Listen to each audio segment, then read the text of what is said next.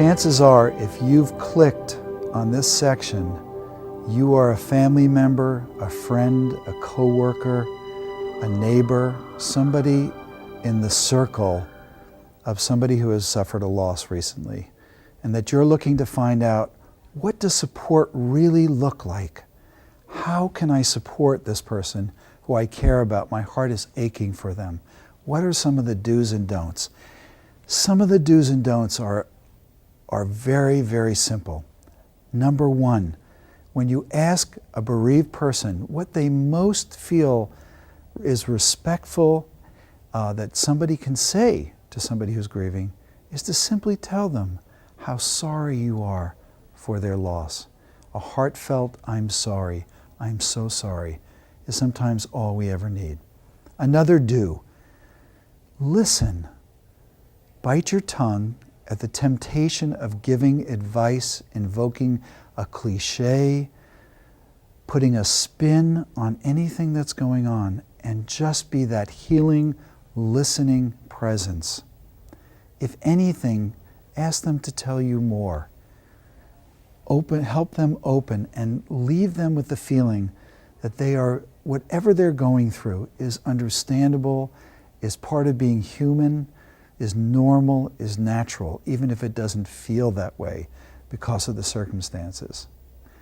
Another do is to be available, and to make yourself available, not just to say, "Hey, I'm available, give me a call sometime," but to say, "I'm available this afternoon, I'm available tomorrow," and to give them a multiple choice of things that you might do to lend support. Can I carpool the kids to school? Can I help by preparing meals all this week? Suggest concrete things that might constitute support. These are some very important do's. Let's go over to some don'ts. The first thing that we teach people who are trying to support those who are grieving is to not let your own feelings of helplessness, of powerlessness, because there's nothing you feel you can do or say. Don't let that get in the way and result in saying something that you think is going to take away their pain. You can't take away their pain any more than you can take away their love and their yearning for their loved one. So, one of the big don'ts is don't give advice. Don't try to put a spin on what's happening.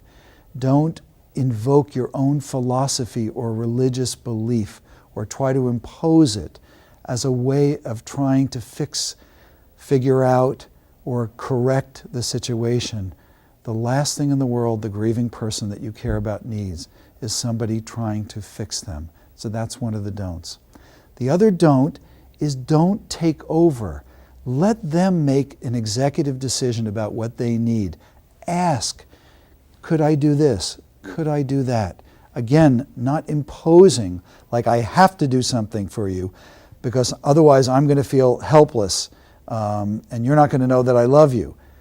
Love, in this case, is standing with somebody in a supportive, caring way, being silent and taking instructions from them about what they need and things that could be helpful, even if they're not aware of what that is. At the moment, standing with them. These are a few of the do's and don'ts. The last thing I want to remind you is that if you're this close to the epicenter of the loss, the chances are that you're grieving as well. And maybe the best investment you can make in support of the person who you love who's grieving is to take care of yourself.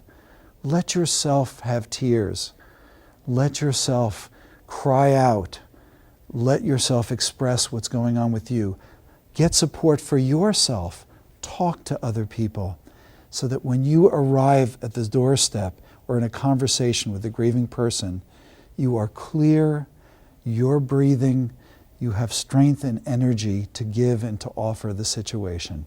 I hope this has been helpful, and thank you, because without our angels standing with us at the dark night that we are facing, we would be lost. So thank you for being one of the angels who shows up at a time of dire need and loss.